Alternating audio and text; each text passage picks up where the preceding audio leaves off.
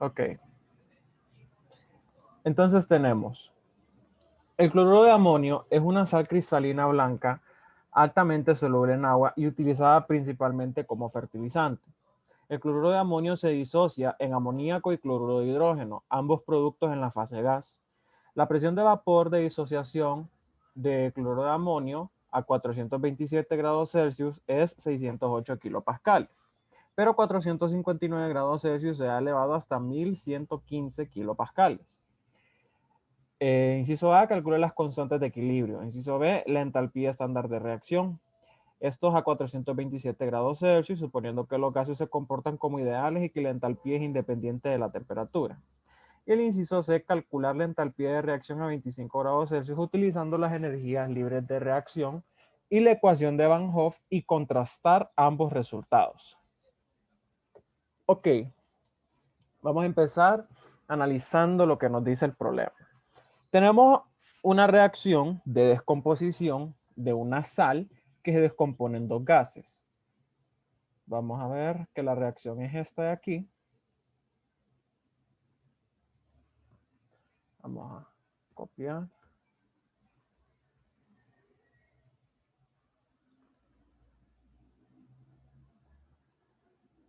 Y la marca. Ok, entonces tenemos esta reacción de descomposición del cloruro de amonio.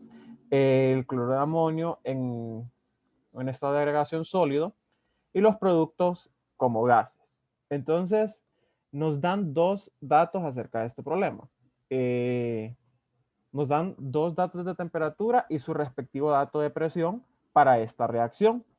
Entonces, lo que nos piden es calcular las constantes de equilibrio. Ahora, si ustedes recuerdan, para poder hacer el cálculo de las constantes de equilibrio, nosotros, ¿qué teníamos que hacer? Teníamos que hacer el desarrollo de esta ecuación para encontrar la expresión para los Kp. Entonces nosotros notamos que en esta expresión, después de hacer todo el desarrollo, algo aquí muy importante al momento de trabajar este problema es que se den cuenta que el cloruro de amonio está como sólido y los dos otros productos se encuentran como gases. Entonces, esta expresión me mide la constante de equilibrio en términos de la presión, es decir, el Kp. Entonces yo solo voy a tomar en consideración aquellos componentes de la reacción que se encuentren como gases.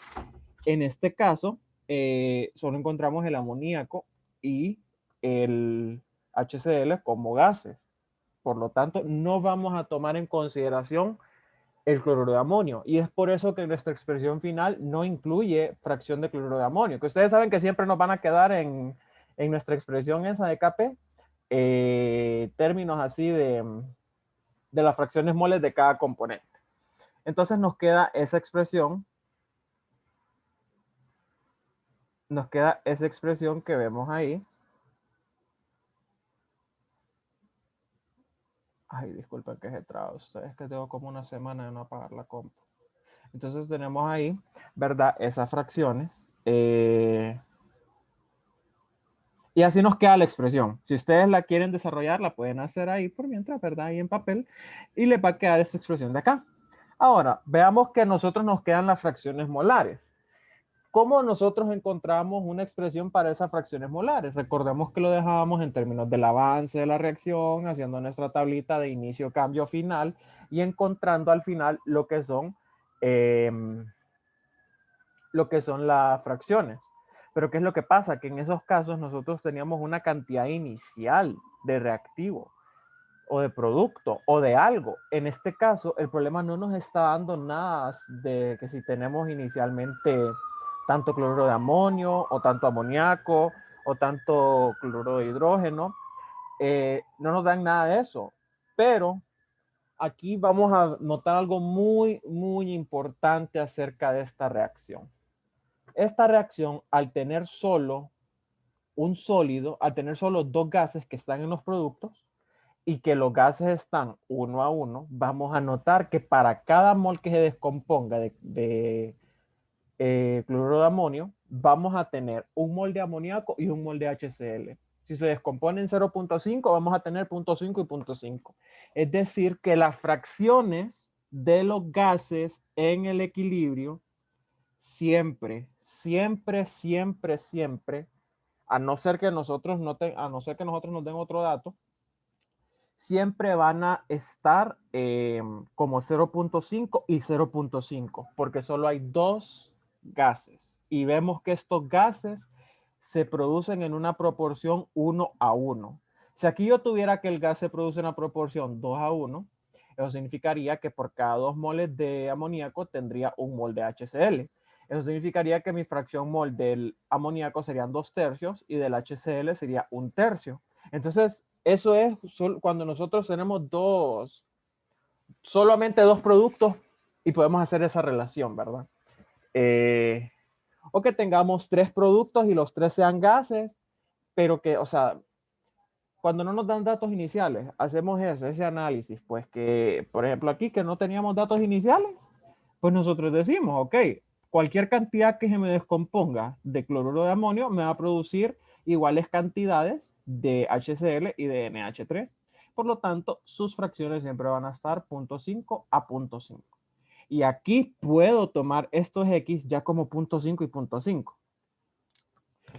Y pues ese sería el primer análisis que hay que hacer en este problema para poder encontrar los KPs, porque no me daban datos, no me daban, o sea, nada, no me daban nada inicialmente. O sea, yo podía hacer mi tabla de inicio, cambio, final. Y ustedes iban a darse cuenta que, bueno, en la tabla de inicio, cambio y final no vamos a considerar el sólido tampoco, porque recordemos que esa tabla se trabaja en los mismos estados de agregación. Es decir, que si estoy haciendo una tabla de inicio, cambio, final, para gases, yo solo voy a tomar en consideración gases en esa tabla. Si estoy haciéndola para líquidos, solo voy a tomar en consideración líquidos en esa tabla, porque también depende de los estados de agregación, qué compuestos incluimos nosotros dentro de esa tabla. Ustedes se iban a dar cuenta que el avance o la fracción mol del HCl iba a ser igual a la fracción mol del amoníaco, o sea, igualita, nos quedaba exactamente la misma expresión. Y como nosotros no tenemos inicialmente nada de esos compuestos, de ahí deducimos, la fracción de NH3 es igual a la fracción de HCl. Si ustedes quieren comprobarlo de una manera técnica, ¿verdad? Pero así, solo viendo empíricamente la reacción, podemos decir eso. Ahora, ya que tengo eso, pues puedo proceder directamente a calcular mis KPs. Entonces vamos a poner la presión 1, vamos a considerar estos datos. Temperatura 1.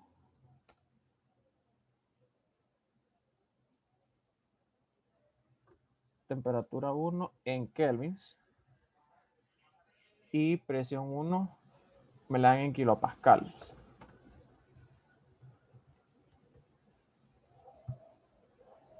Y vamos a considerar temperatura 2 también en kelvins. Y la presión en 2 en kilopascales. Vamos a ver que la temperatura 1 son 427 grados Celsius, 427 más 273.15.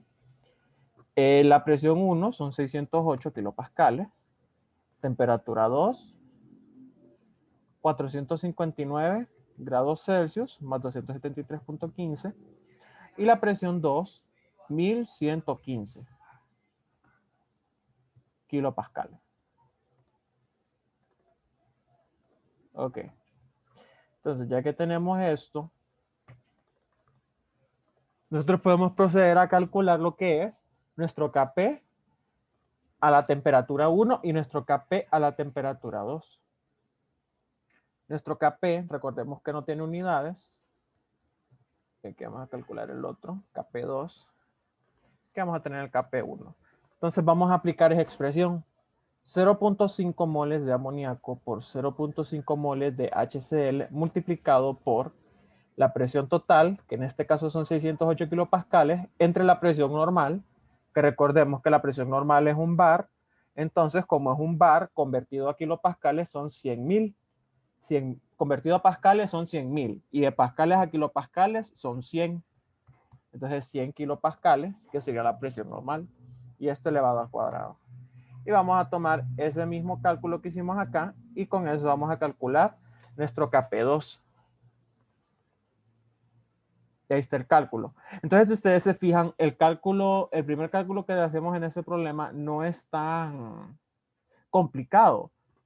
Pero si ustedes no lograban al principio hacer ese análisis de, ok, mis fracciones mol me van a quedar aquí y así, el problema de verdad que no lo iban a poder resolver porque es la única forma en la que se puede resolver ese problema. O comprobándolo de manera técnica, como yo se los decía, utilizando la tablita de inicio, cambio y final.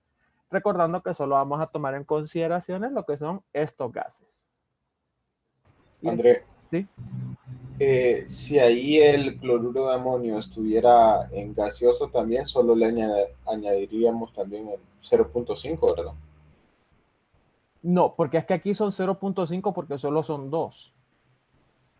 Es que si el cloruro de amonio está gaseoso, allá ya es más complicado el cálculo del Kp. O sea, no es tan intrínseco como que si solo estuviéramos aquí dos productos. Porque digamos que acá hubiera un mol de cloruro de amonio gaseoso. Supongamos que esté gaseoso. Entonces, si nosotros tenemos que se convierte un mol de cloruro de amonio en amoníaco y en HCl, aquí tendríamos 1 y 1. Aquí no sabemos cuánto tendríamos porque también se está desplazando el equilibrio para el sólido, porque también está ejerciendo una presión y también está jugando un papel en ese equilibrio para el Kp, en este caso para la constante de equilibrio. Entonces es un poco más complicado hacer ese tipo de suposiciones, así, ¿verdad? Porque aquí nosotros lo podemos decir directamente porque solo se nos está formando algo, pero en este caso estamos teniendo que algo se está consumiendo si dijéramos que el cloruro de amonio es gaseoso y quisiéramos tomar en consideración para hacer el análisis. En ese caso sí les van a dar las cantidades iniciales si este cloruro de amonio estuviera gaseoso, porque no podrían, o sea, determinar eso, porque ahí sí necesitan conocer la constante de equilibrio para determinar esas fracciones. Está bien. Ok. Otra pregunta con respecto a estos Kps.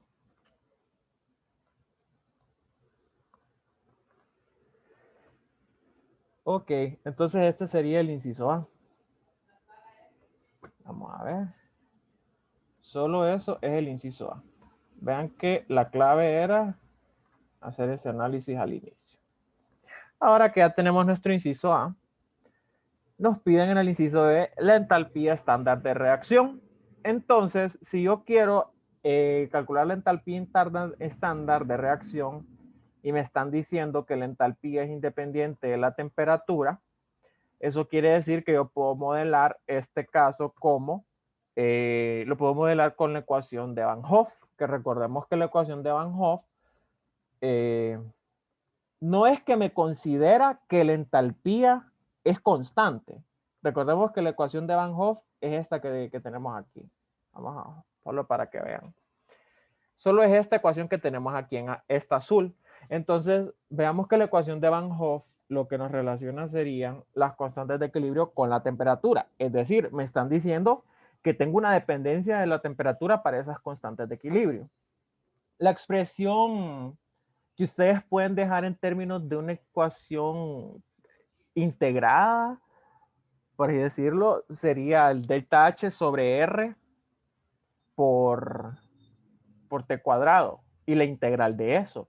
Pero recordemos que el delta H puede o no depender de la temperatura. En el caso de que el delta H depende de la temperatura, nosotros vamos a tener que modelarlo con el delta Cp.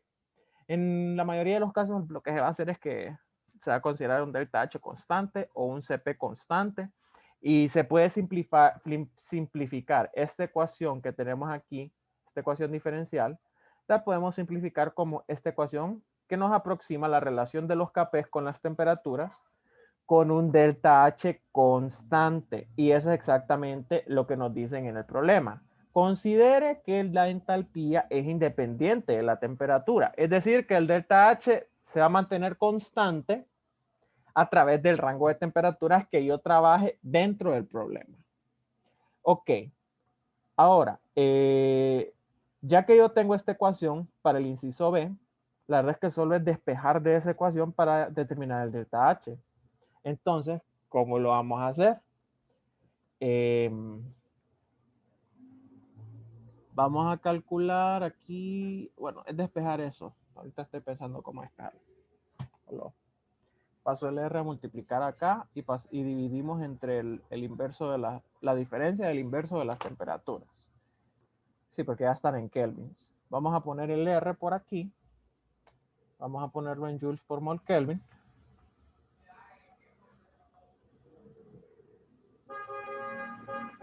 Joules por mol Kelvin sería 8.314. Uy.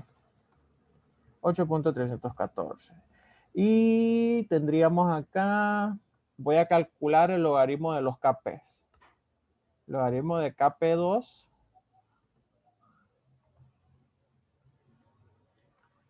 entre KP1. Uy. Ahí vamos a calcular el logaritmo de los KP. Y aquí vamos a calcular el delta de los inversos de las temperaturas.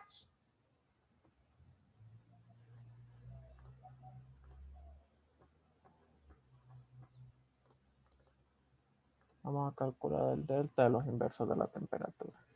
Entonces aquí sería el logaritmo natural de el Kp a la temperatura 2 entre el Kp a la temperatura 1.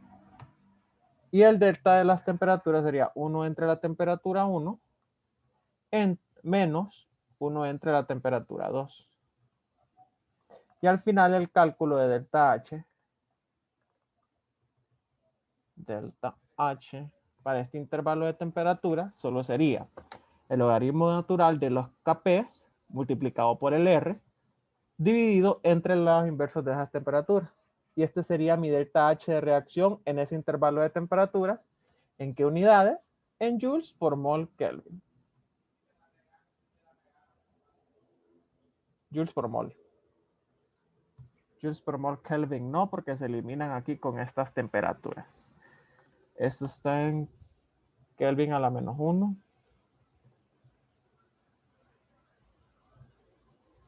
Y pues los Kp no tienen unidades. Le voy a dar menos unidades a este.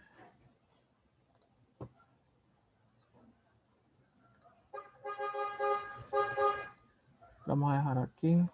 Lo vamos a dejar como un número entero. Y pues eso así. Y pues este sería el inciso B. Solo despejar utilizando la ecuación de Van Hoff para ese dato de ahí. Y aquí tendríamos el inciso B.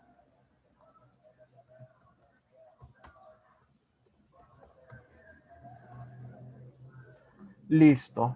Y bueno, el inciso B lo calculé de esta forma. Claro, yo podía haber tomado la expresión que les enseñé anteriormente, la que era la ecuación que estaba en el cuadrito azul, y hacer una regresión lineal y me iba a dar exactamente la misma respuesta, porque en este dato solo estoy tratando, en este caso solo estoy tratando dos datos. Entonces, si solamente estoy tratando dos datos y esta aproximación es directamente una aproximación lineal, no veo razón por la cual ustedes deberían hacer la regresión lineal. Les va a dar exactamente el mismo delta H. Se los aseguro que les va a dar exactamente el mismo delta H si hacen la regresión lineal. Pero en este caso solo apliqué esta ecuación, pues una ecuación ya no linealizada porque las temperaturas están inversas, pero es una ecuación que ya está despejada, pues, sin necesidad de tener que hacer una regresión, y ya solamente hago el cálculo del delta H. Esto cuando solo tengo dos datos. Si yo tuviera más datos, como lo vamos a ver en los otros casos, ahí sí vamos a hacer la regresión, pero vamos a hacer dos ejemplos para que vean bien cómo hacemos esa regresión. Y eso, ¿verdad? Hasta ahí queda nuestro inciso B. Ahora nuestro inciso C nos dice, calcular la entalpía de reacción a 25 grados Celsius utilizando las energías libres de reacción y la ecuación de Van Hoff y contrastar ambos resultados. Ok, entonces lo que tengo que hacer para el inciso C es calcular el delta H de reacción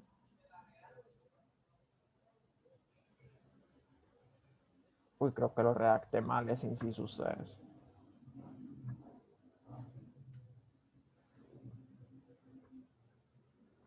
No, sí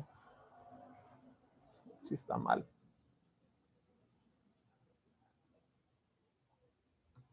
es encontrar los Kp. Sí. Calcular las constantes de equilibrio. Sí, la redacté mal. Aquí es calcular las constantes de... Bueno, la constante de equilibrio a 25 grados Celsius utilizando las energías libres de reacción y la ecuación de Van Hoff. Entonces, ¿cómo vamos a encontrar la energía libre? Primero que todo, utilizando la energía libre de reacción. Recordemos, vamos a agarrar esta ecuación de aquí, que para hacer ese primer cálculo solamente tenemos que encontrar el deltaje de la reacción para encontrar a cuánto sería ese Kp utilizando el delta G. Entonces, vamos a empezar el inciso C trabajando y vamos a encontrar, quiero darle copia aquí con esto, esos delta G. Por aquí los tengo apuntados para que no los vayan a buscar. Sí, estos los saqué del Perry porque no hay cloruro de amonio en el Levin. Entonces aquí sería delta G de NH4Cl y los otros delta G sería el delta G del NH3 y el delta G del HCl. Este como gas, gaseoso, gaseoso, y este está como sólido.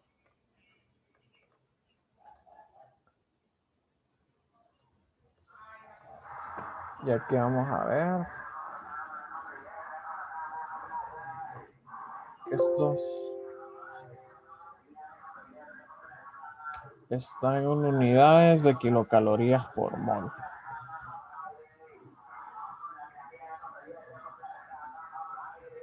Ok, entonces el delta G del cloruro de amonio sería negativo 48.59, el del amoníaco sería negativo 3.903 y el del HCl negativo 22.778. Y ahora solo vamos a calcular el delta G de la reacción. Vamos a ver el delta G de reacción. Y el delta G de reacción sería el delta G del amoníaco más el delta G del HCl menos el delta G del cloruro de amonio. Y me da 21.909 kilocalorías por mol. Vamos a copiar estas unidades para pegarlas aquí. Sí. No lo vamos a dejar en kilocalorías por mol. Lo vamos a dejar en joules por mol. Entonces vamos a convertir este dato que encontramos aquí de 21.909, lo vamos a convertir a joules por mol. Lo vamos a multiplicar por 1000 y por 4.184 para convertirlo de kilocalorías por mol a joules por mol. Sí. Y me queda 91.677.256. Y ahora, si yo quiero calcular mi Kp, vamos a calcular el Kp, lo vamos a hacer con la ecuación que tenemos acá. Vamos a despejar y vamos a ver qué es el exponencial de negativo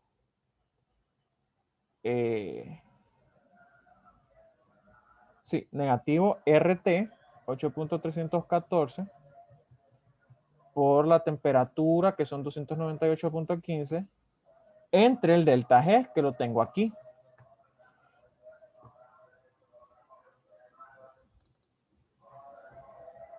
No, es delta G entre RT, o sea, es delta G entre RT. 8.314 por 298.15. Y ese sería el Kp. Uy, negativo. Me faltó. Y ese sería mi Kp para esta reacción. Esta reacción que se da a 25 grados Celsius.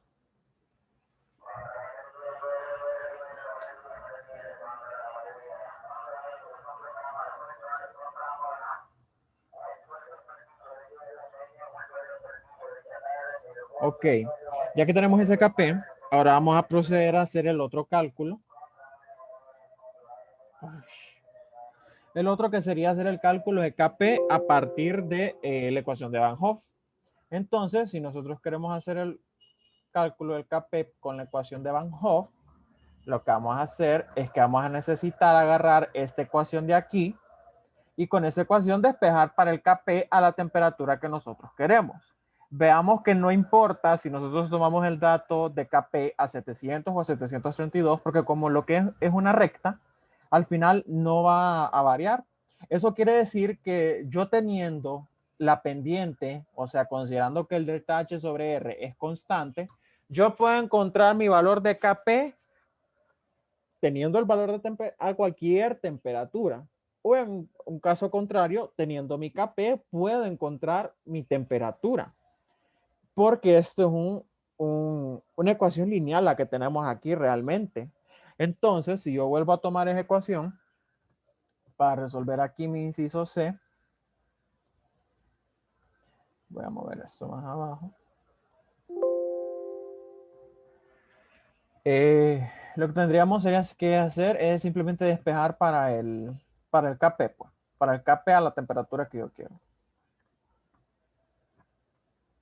Sí. Entonces, lo que voy a hacer es que vamos a copiar. Vamos a ver aquí que la podemos despejar esta ecuación. Podemos hacer lo siguiente.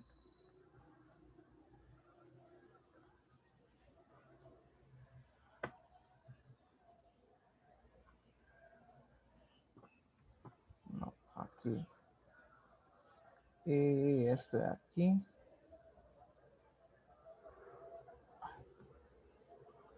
Vamos a copiar este y el otro pasaría aquí a sumar.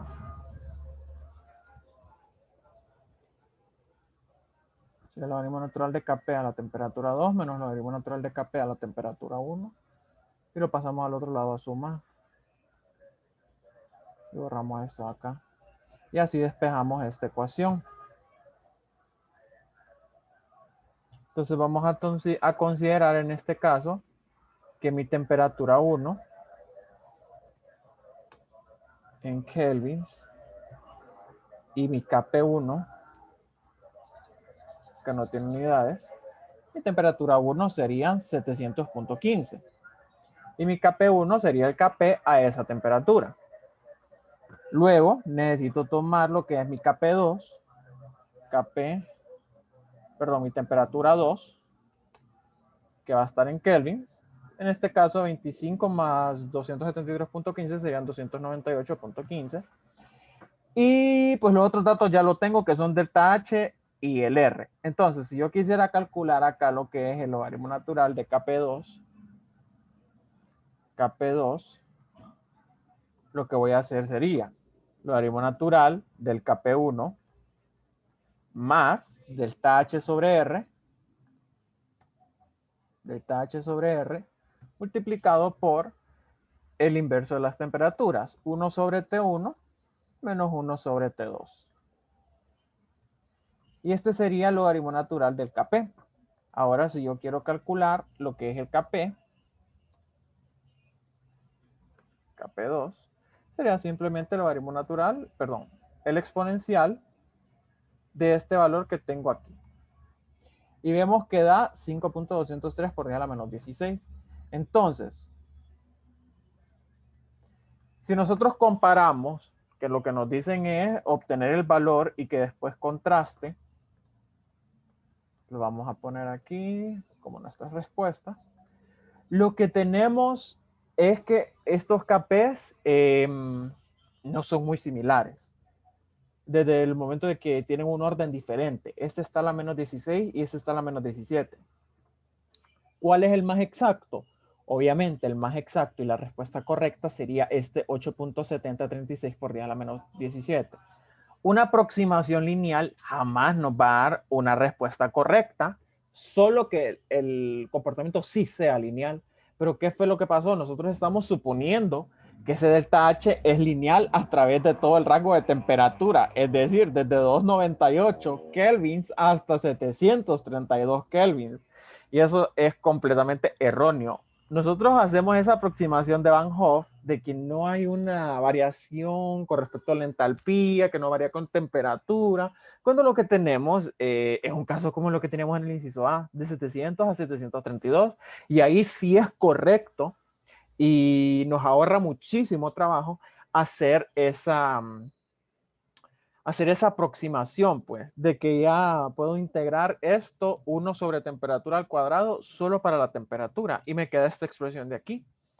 Pero en casos en los que la temperatura es tan diferente, o sea, hay un delta de temperatura tan grande, no podemos tomar en cuenta esa aproximación y deberíamos tomar o hacer el problema por dos formas, o tomar el delta CP y aplicar la ecuación de Van Hoff, hacer las dos integrales para CP, o hacer la regresión lineal, que es lo que yo les recomiendo y lo que yo hago siempre es hacer la regresión lineal, o pueden tomar el problema por otras rutas. De verdad que hacer el problema con Van Hoff, hacerlo con esas dobles, con esa integral del CP y después volver a integrar el delta H, a veces sale un poco complicado. Y bueno, por experiencia, cuando yo iba a la clase, yo jamás resolví un problema utilizando Van Hoff. Solo que el problema de verdad lo necesitara, porque Van Hoff a veces nos implica demasiado trabajo. Entonces, yo obtenía los mismos resultados que mis compañeros, pero yéndome por otras rutas. Por ejemplo, iterando con temperaturas y tomando solo los CPs, sin necesidad de tomar el Van Hoff.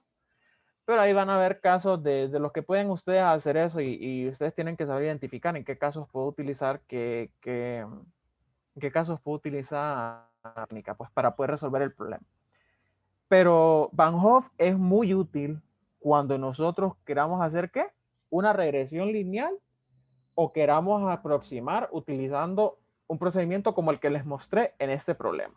Pero hacer eso de las integrales del CP y después volver a integrar el delta H, solo que sea completamente necesario, lo deberían hacer ustedes. Eso lo digo yo como consejo. Si ustedes quieren hacer esas integrales, pues ya ustedes las pueden hacer, ¿verdad? Y pues eso. Y eso sería la resolución para el primer problema. No sé si les queda alguna duda.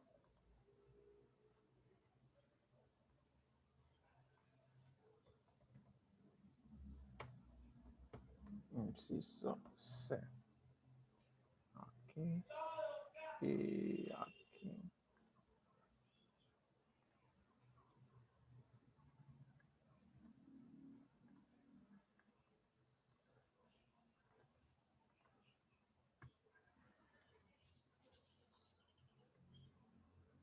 Ok, si no tienen dudas, entonces vamos a pasar a lo que es el problema número 2.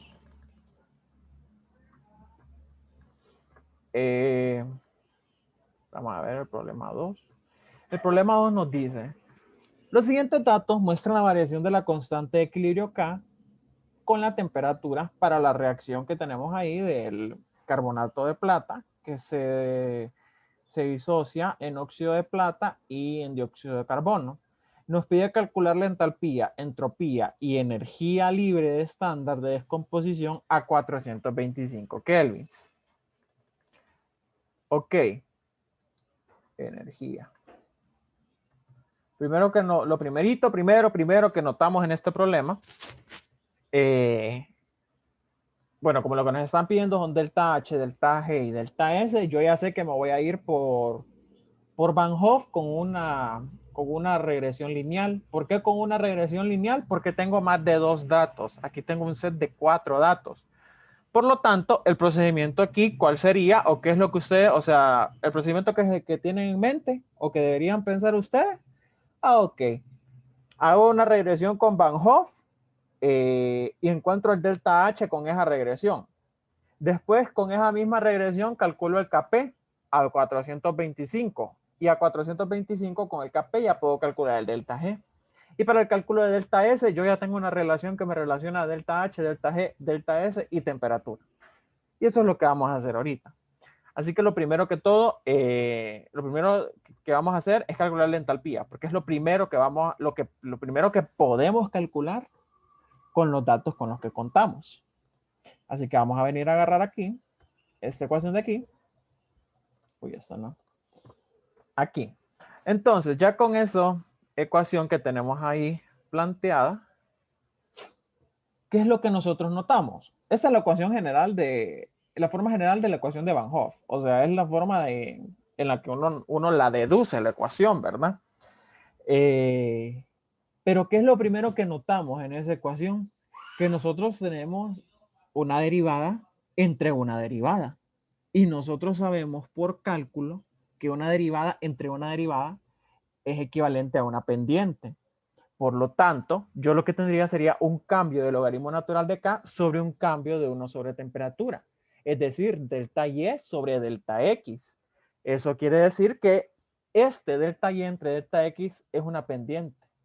Lo que me resulta en que si yo grafico, bueno, no es que es una pendiente, sino que es una recta. A eso me refiero. Esto es una recta. Y pues si yo grafico y obtengo la pendiente, mi pendiente va a ser este valor, negativo delta H sobre R. Entonces, eso es lo que vamos a hacer. Vamos a, primero que todo, a calcular aquí logaritmo natural de K y el 1 sobre temperatura. Pero vamos a hacer 1 sobre temperatura y logaritmo natural de K. Entonces, 1 sobre temperatura, el inverso de las temperaturas. Y lo otro sería el logaritmo natural del K de equilibrio. Le vamos a dar menos unidades a esto. Y vamos a dejar así. Vamos a arrastrar para que se nos haga el cálculo de los otros, de las otras cantidades. Entonces lo que tenemos es, ya hemos determinado 1 sobre temperatura y el logaritmo natural de K. Ya cuando tenemos eso, ¿qué vamos a hacer? Pues vamos a graficar 1 sobre temperatura versus el logaritmo natural de K. Como nosotros sabemos, la forma de una pendiente es y sobre x. Es decir, en mi eje y voy a tener logaritmo natural de k y en mi eje x voy a tener 1 sobre temperatura. Entonces vamos a tomar aquí estos datos y los vamos a graficar en una curva, en un gráfico, aquí en Excel, ¿verdad? Yo lo voy a hacer aquí en Excel. ¿Es necesario que hagan el gráfico? Pues la verdad es que no es necesario, a no ser que las ingenieras les estén pidiendo que hagan el gráfico. Yo lo estoy haciendo para poder mostrarles el comportamiento, ¿verdad? Bueno, usualmente la verdad es que sí les piden que hagan el gráfico. Entonces, por eso ese gráfico sí es más fácil hacerlo en Excel. Solo lo voy a editar. Aquí tengo 0.0. Uy.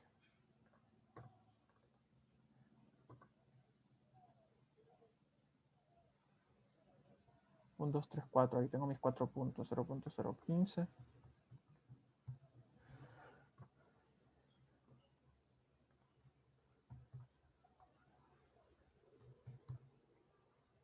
Sí.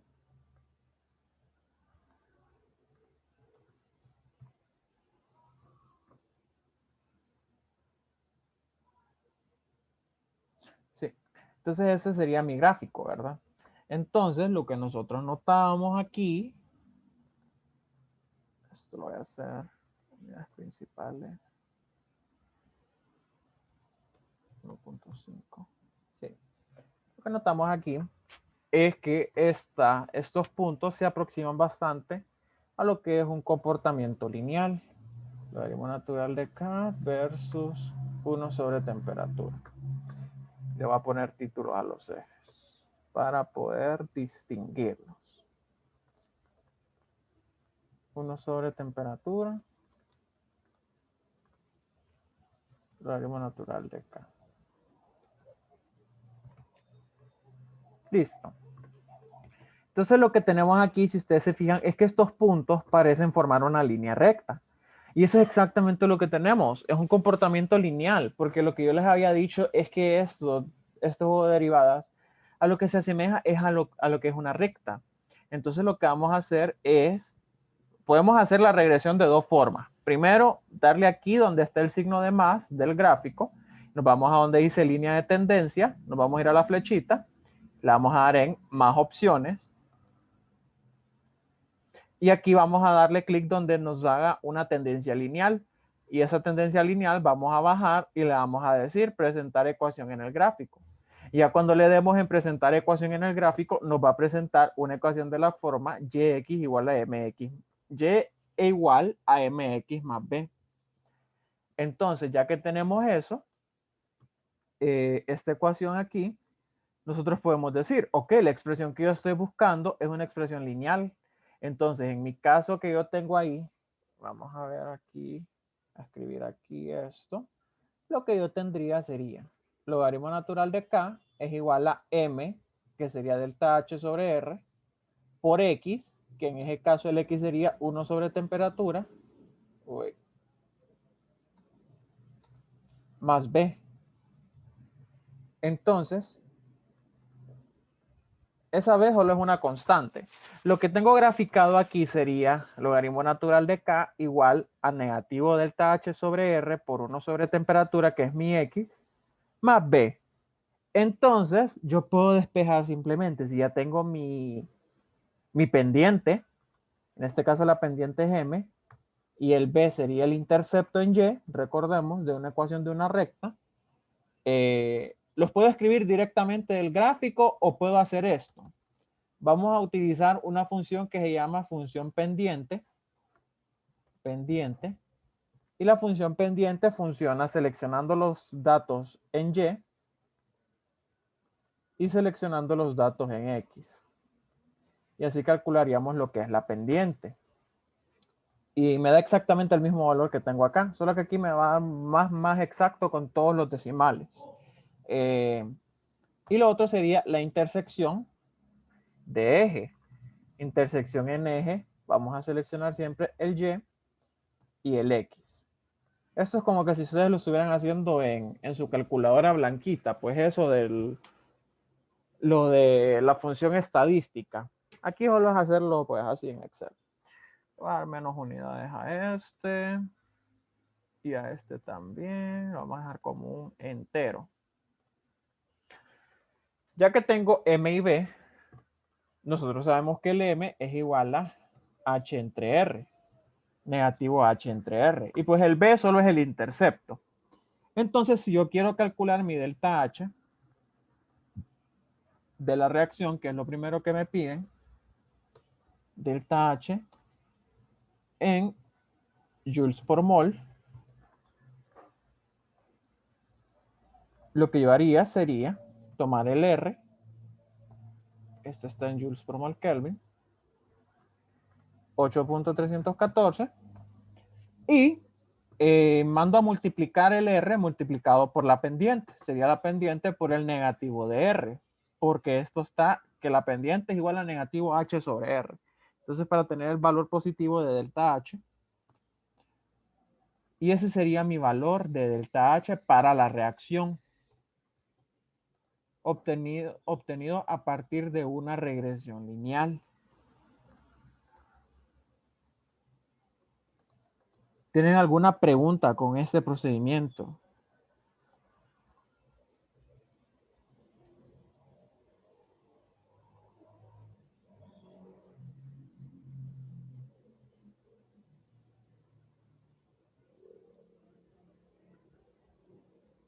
Ok.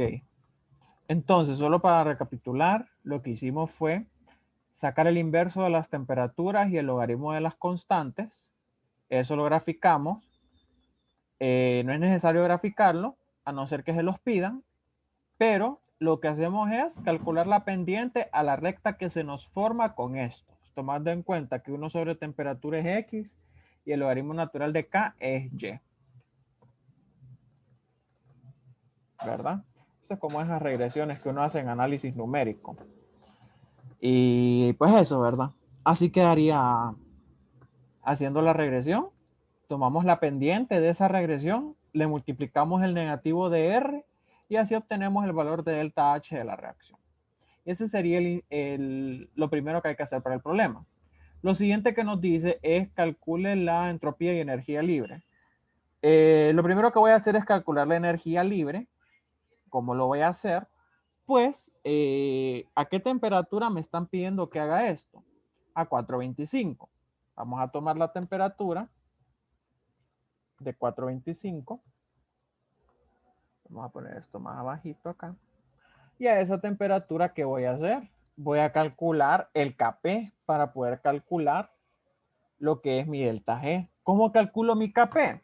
Ay, pues yo ya tengo la ecuación de la recta. Entonces solo sería introducir datos. Por lo tanto, sería igual a mi pendiente multiplicado por 1 entre la temperatura, 425, más el intercepto en B. Y ese sería mi valor de logaritmo natural de Kp, en este caso, logaritmo natural de Kp. Y ya que tengo eso, bueno, esto no es Kp, perdón, porque esta no es una reacción de gases, eso solo es K.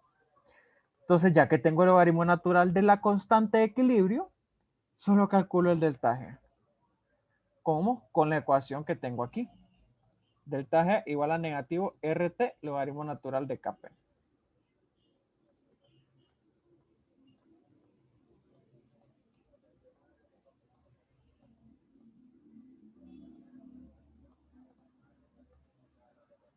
Delta G igual a negativo R por T por el logaritmo natural de Kp, que eso ya lo tengo aquí calculado. Por el logaritmo natural de Kp, que está ahí calculado. Y eso me daría el delta G a 425. Es decir, de la misma ecuación que yo hice la regresión, yo puedo puedo obtener más datos del logaritmo natural de K a esa temperatura. Si ustedes se fijan, todos estos datos que están aquí, yo puedo obtener para todos esos, puedo obtener el logaritmo natural de K. Por lo tanto, puedo obtener el delta G para cualquier dato de temperatura que se encuentre en medio de 350 y en medio de 500 Kelvin. Y ese sería el valor de delta G en joules por mol para esta reacción a 425 Kelvin. Este delta H, de verdad que no había necesidad de especificar que está a 425, porque se mantiene constante este valor de delta H a través de lo que es este intervalo de temperatura, es decir, de 350 a 500. Y esa sería la resolución para encontrar el delta G de la reacción a 425, ¿verdad? Y lo último que nos piden, y esa sería la resolución para el problema número 2. Entonces vean que el problema radicaba en hacer esta regresión. A partir de esta regresión, yo obtengo mi delta H. Y si mantengo mi delta H constante, puedo encontrar todos los valores que me piden después. O sea, el Kp a cualquier temperatura en ese intervalo, el delta G y el delta S. Y así es como yo resuelvo el problema número 2. ¿Les queda alguna duda con este problema?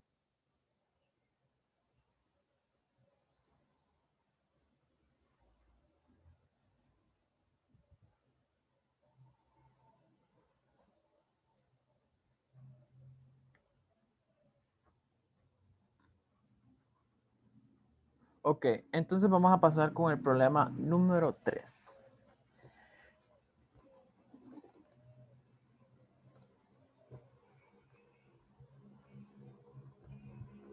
Problema número 3 me dice, en temperaturas elevadas, el vapor de yodo molecular está disociado de manera parcial en átomos de yodo. Sea P asterisco la presión esperada del yodo molecular calculada ignorando la disociación, es decir, la presión del yodo molecular puro, y sea P la presión observada, es decir, la presión cuando están en equilibrio yodo molecular con yodo atómico. Algunos de los valores de yodo molecular, de muestras de yodo molecular son, y me dan a diferentes temperaturas, distintos valores de presión. Me pide primero que todo el inciso A demuestre que las fracciones molares en equilibrio son fracción de yodo igual a esto y la fracción de yodo molecular es igual a esto. Vamos a trabajar el inciso A primero. Entonces, el inciso A, para poder resolverlo, vamos a poner aquí, inciso A. ¿Qué es lo que voy a hacer? Voy a hacer una tablita de inicio, cambio, final. Porque ¿de dónde más voy a sacar mis fracciones para una... ¿De dónde más voy a sacar mis fracciones para una reacción en equilibrio? Pues con mi tablita. Entonces aquí lo que tendría sería yodo molecular y aquí tendría yodo atómico.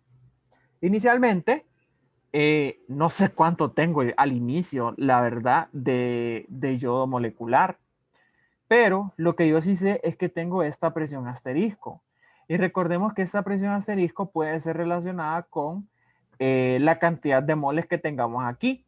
Así que lo que podríamos hacer es decir, lo que tengo es una cantidad de moles asterisco. ¿Por qué? Porque vamos a ver que presión por volumen es igual a nRT. Entonces, si yo despejo los moles, tendría presión por volumen entre RT. Y esa presión sería la presión asterisco. Por lo tanto, los moles serían los moles asterisco. Y al final, estos moles los voy a tener que cambiar por una expresión que dependa de la presión. Entonces, si yo hiciera eso, aquí tendría presión asterisco por volumen entre RT. Y esos serían los moles iniciales. Esto haciéndolo todo por la ecuación del gas ideal. Y vamos a decir que no tenía nada al inicio de yodo atómico. El cambio, es decir, el avance de la reacción, aquí sería negativo el avance. Bueno, negativo el avance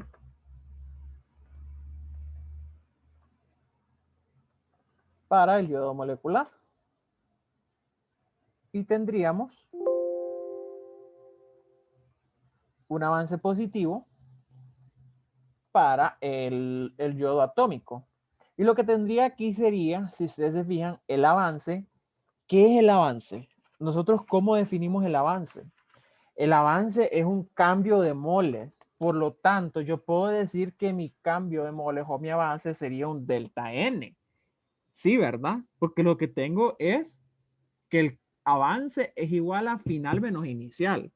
Y final menos inicial es un delta. Por lo tanto, aquí yo tendría, en vez de un negativo del avance, lo puedo llamar a ese avance, que el avance también es equivalente a un delta, negativo delta de moles. Y lo mismo voy a hacer para este caso de aquí, solo que aquí sería positivo delta de moles.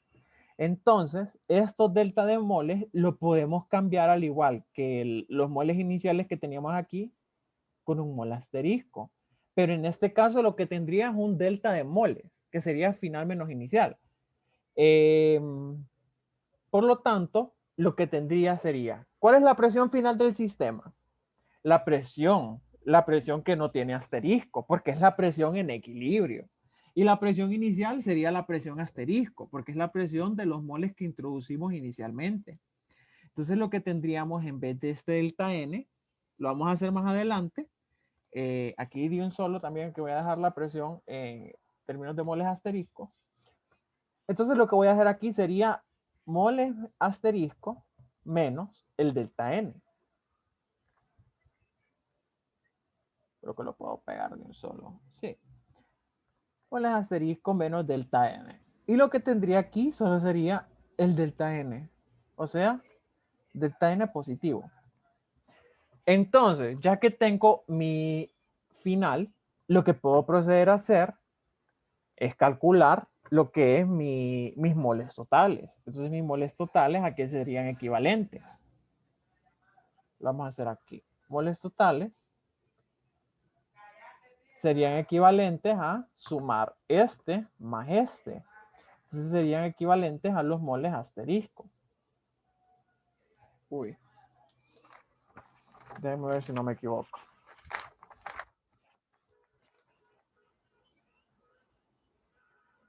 Ay, o sea, aquí tengo un errorazo.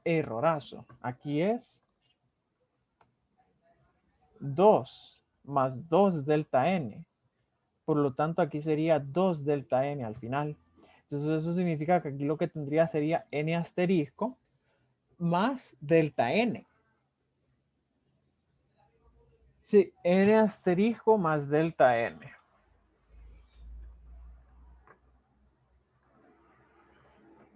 Esos serían mis moles totales. Ahora, si yo vengo y quiero tomar mis fracciones, vamos a hacerlo primero para el yodo atómico. ¿Qué vería yo aquí? Este avance ya sabemos y lo he definido aquí como mi delta N, ¿verdad? Entonces aquí lo voy a definir como delta N también. Vamos a ver. Aquí está el delta N. Y aquí sería delta N también. Delta N. Y aquí lo que tendrían estos moles iniciales, ¿verdad? Sería el mol, el N asterisco, que sería el que viene con la presión asterisco. Entonces, solo hago los cambios aquí en esta ecuación. Bueno, esta expresión de la fracción molar salió de qué? De los moles finales del yodo atómico dividido entre los moles totales.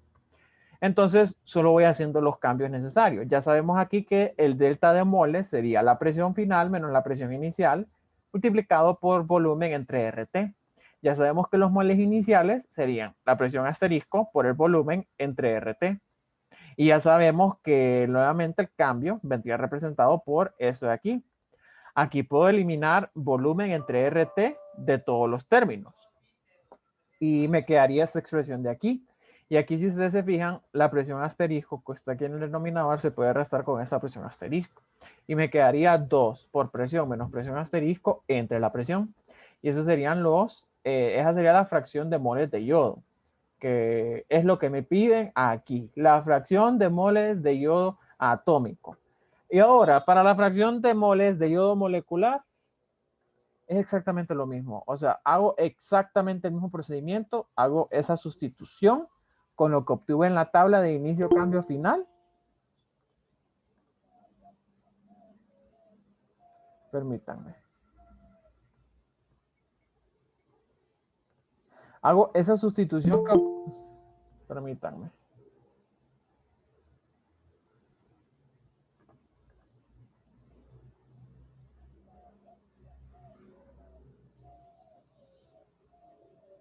Hago esa sustitución que obtuve con lo de inicio cambio final. Nuevamente aquí. Recordemos que el avance es el delta N.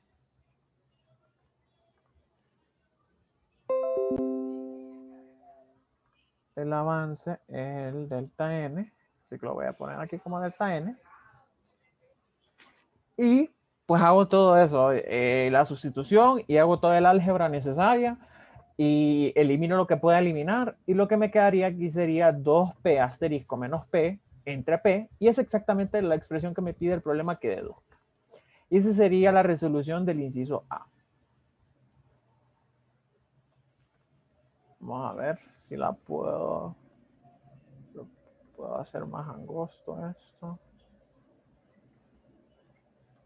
Sí. Y ese sería el primer inciso. Entonces siempre guiándonos de lo que es esa tablita de inicio cambio final. Vamos a dejarlo en un cuadrito aquí. Darle formato. Listo. Ahora, ya que tengo eso, voy a proceder a hacer el inciso B. Demuestra que el Kp es igual a esta expresión de aquí. Entonces, ya sabemos que para calcular un Kp, lo que nosotros hacemos, que para calcular un Kp, lo que nosotros hacemos es aplicar esa ecuación del Kp es igual al producto de la presión entre la presión normal elevado al coeficiente estequiométrico. Está de aquí. Y eso es lo que vamos a hacer. Entonces vamos a sustituir lo que nos dio aquí. Recordemos estas presiones. Se pueden sustituir por presión total. Y después eso se cambia por fracciones. Entonces ahí eso es lo que hacemos, ¿verdad? Sustituir estas expresiones que obtuve en el inciso A. Y así voy a obtener mi respuesta para el inciso B.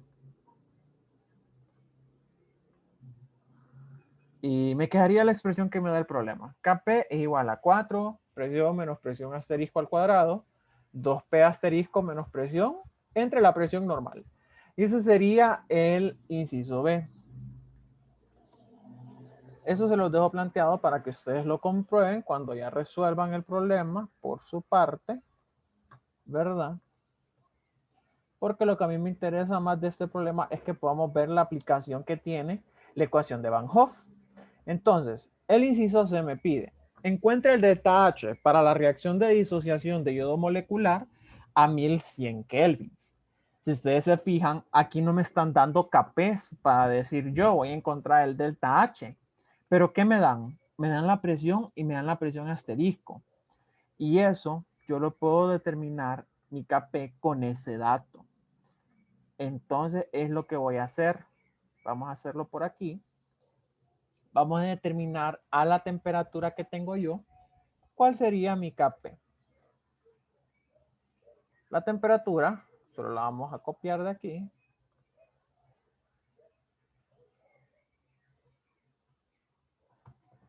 Y para el Kp vamos a utilizar la expresión que obtuvimos. Es decir, 4 veces por la presión menos la presión asterisco, eso al cuadrado, dividido entre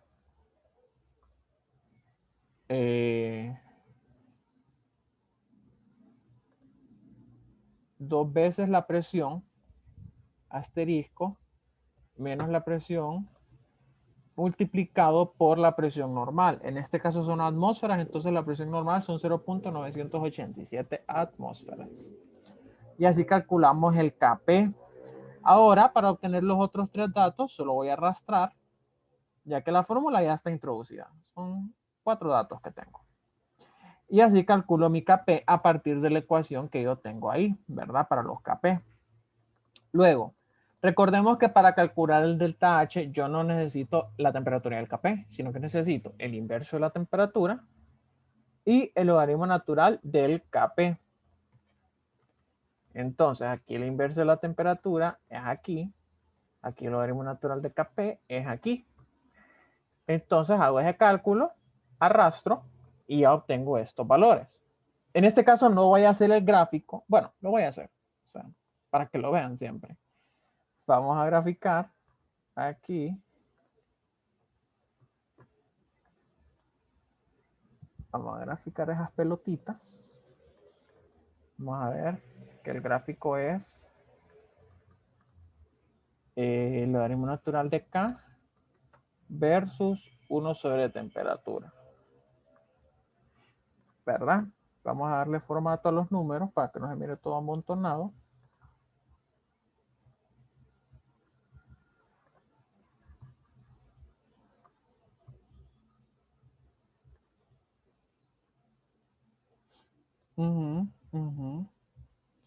Y aquí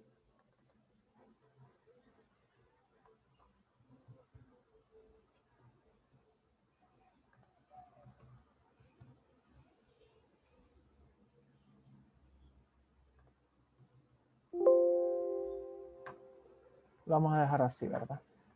Entonces, nuevamente, vamos a darle en lo de la en más línea de tendencia, más opciones, y vamos a meternos a lo que es este cuadro.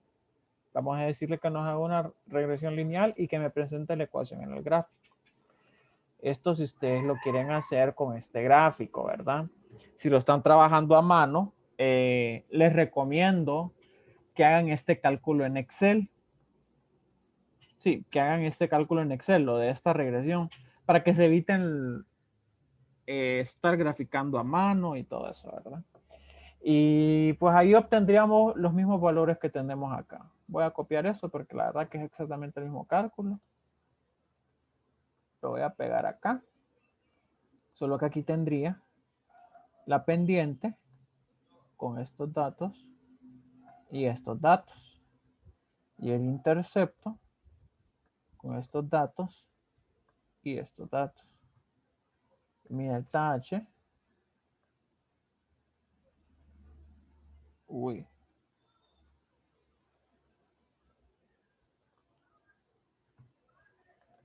Uy, uy, pendiente.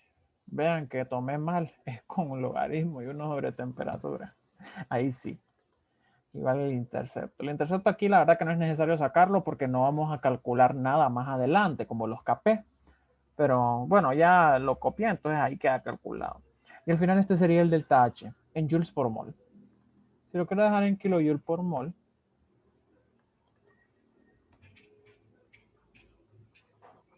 sí, en kilojoule por mol, ay, porque está mayúscula. Vamos a dividir entre 1000 este cálculo aquí.